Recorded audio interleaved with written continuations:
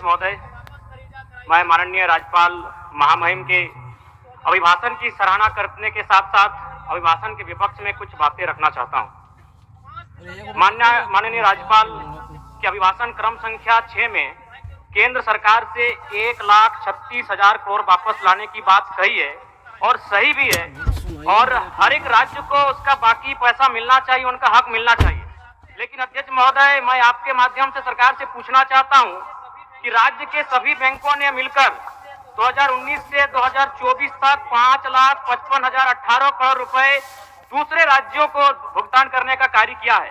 Bank में जो पैसा डिपॉजिट होता है वो दूसरे स्टेट को जाता है, और अगर अभी देखा जाए तो झारखंड का सीडी रेशियो मात्र 36% है, जबकि आप तुलनात्मक अध्ययन करें तो आंध्र प्रदेश का सीडी रेशियो 110 के आसपास होता है, तमिलनाडु का सीडी रेशियो 115 के आसपास होता है।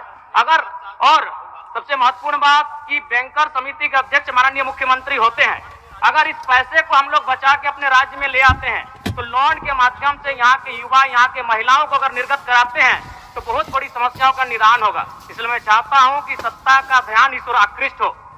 मैं आगे अध्यक्ष महोदय, राज्यपाल महोदय ने अपने अभिभाषण में शहीदों का जिक्र किया, शहीदों के विचारों को आत्मसात करने का जिक्र किया, लेकिन मैं कहना चाहता हूं कि शहीदों के उन्हें माला चढ़ाना, उनके विचारों को आत्मसात करने से कहीं ज्यादा जरूरी है शहीदों को सम्मान देना।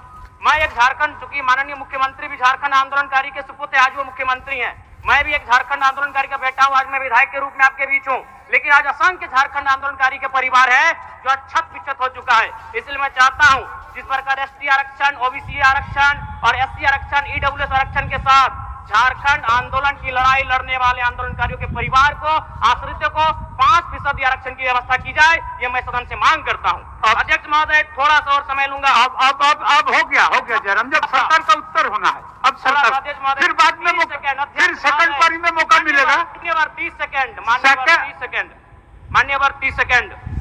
चलिए बोल लीजिए।